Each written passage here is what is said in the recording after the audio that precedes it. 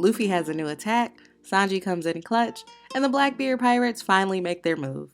This chapter was so packed with dope moments, and we need to talk about it. What's good? I'm Jess, aka Coco Sensei.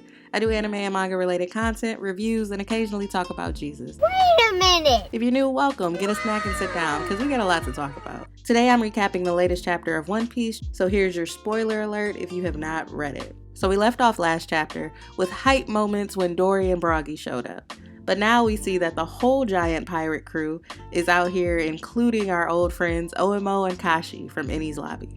The Marines are in a tizzy. They're flabbergasted, looking around like, it's the legendary giant pirates. Where have they been this whole time? Which is a valid question. But the whole crew is running through the Marines, just causing mayhem. And I think because we've seen individual giants defeated, that we forget just how powerful they are. A whole group of giants is crazy. Usopp sees them and he's super excited, saying, "My masters, what are they doing here?" And he reveals he was actually afraid that he wouldn't get to see them when they went to Elbaf. Then we get a really quick recap of who the giant pirates were and how the world feared them until 100 years ago when a feud broke them apart. And of course that was when we met Dory and Broggy in Little Garden. It continues saying how on a different island the Straw Hats met their crewmates Oemo and Kashi, which we know was back in Enies Lobby. The Straw Hats then realized and put two and two together that, oh, this is a major incident and the news must be reporting, and that must be how the giants even knew to come there.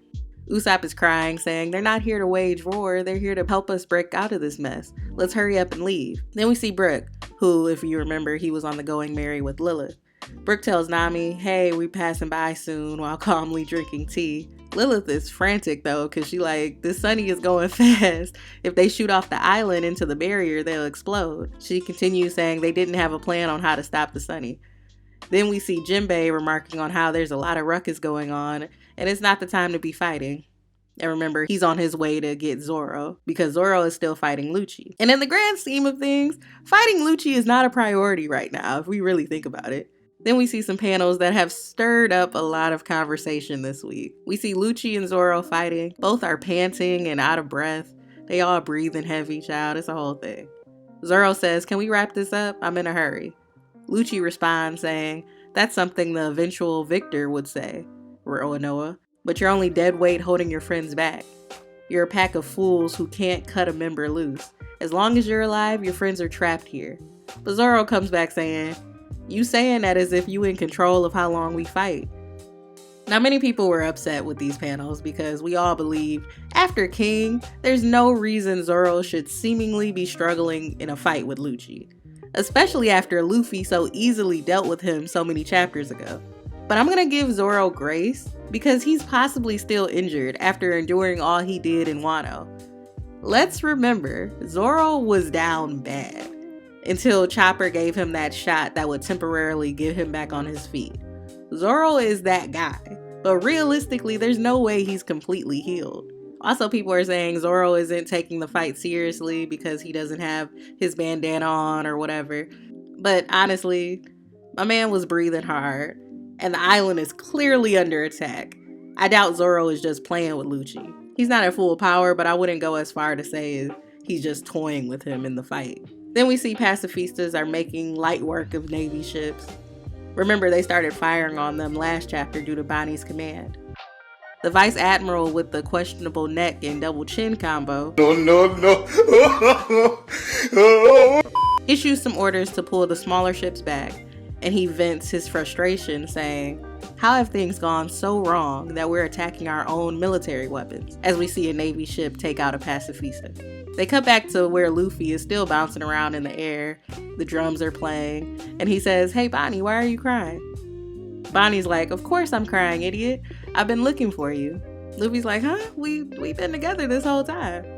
And Bonnie's like, yeah, but I didn't know you were Nika. And Luffy, still clueless, is like, who's Nika? Luffy goes on to talk about how Bonnie threw a weak punch earlier and says, this is how you throw punches. And he hit Saturn with the Dawn Gatlin. We see Bonnie, Vegapunk, and Kuma all looking up and looking kind of hopeful and content while Saturn is getting hit. But I ain't gonna lie, the Dawn Gatlin wasn't really doing it for me. That Kuma punch was so satisfying with all the emotion it had behind it that these punches felt a little less satisfying. But none of that matters because just then Frankie and Atlas rush over and say, we gotta go. Then they try to get Bonnie and Vegapunk, but Vegapunk says he knows a lot about medical science and if he moves now, then he's gonna die. Just as Kizaru's lame butt jumps in saying, you gonna die whether you move or not, and he shoots a light beam at them. Oh my god, corny, lame, boo, tomato, I'm throwing tomatoes. Kizaru been really getting on my nerves these last couple chapters because it's like, bruh, pick a side and figure out what's going on with you. Don't be all conflicted, but then so quick to jump up and murder. Like, what are you doing? But just then, Sanji jumps in and kicks it away, which throws Kizaru completely off. Frankie freaks out because he's like, dude, are you kidding me? That's a laser beam. Which Sanji says, love is stronger than light. We also see Sanji's eyebrow has switched, meaning he's engaging his newly awakened powers. Atlas and Frankie get Bonnie out of there, and we see Sanji lighting his cigarette, ready to throw hands with Kizaru. This moment had Sanji fanboys glazing all week. But the most hype part of this chapter, for me, comes next. The Blackbeard pirates have finally revealed themselves. We see Saturn is on the ground from Luffy's punch saying, oh my, how the 5 elders have fallen. And we see Katarina Devon calmly, very calmly, walk over and touch Saturn. She says her mission is complete.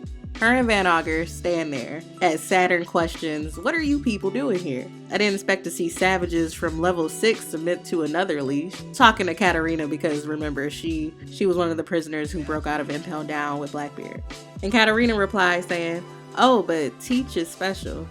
And Saturn drops some tea saying, as is his bloodline. Which of course had me hyped because I'm like, what you talking about? Say more, please. But he goes on saying, what are you people after? And Van Augur calmly says, the world. Then they warp away before Saturn can hurt them. And freaking Caribou shows up and tells them that he's been looking for Blackbeard and his dream is to be one of his goons.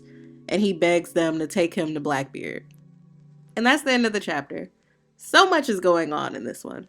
Major moments with the Blackbeard pirates finally making a move. We've been wondering since the first time we saw that ship so many chapters ago.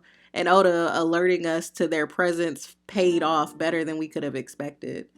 Katarina being able to transform into Saturn in the future is going to completely shake up this story. And I'm curious what Oda has in store. Also, Caribou knows entirely too much.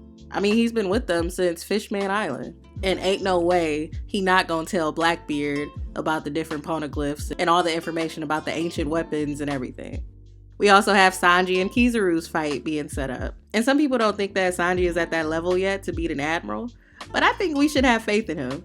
And we still haven't fully explored his new power, so I wouldn't be surprised no matter how the fight goes. We also get the casual info drop about Blackbeard's bloodline, which is implicating a lot. Whatever race he is must be the reason he's able to have multiple devil fruits. The world of One Piece is huge, so I'm just gonna sit back and keep letting Oda cook, okay?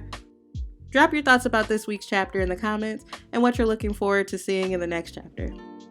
If you want more videos like this, remember to like and subscribe and turn on that notification bell so you know when I'm dropping that brand new hot shit. I'm Jess, aka Coco Sensei, and I can't wait to see you in my next video. Love you guys.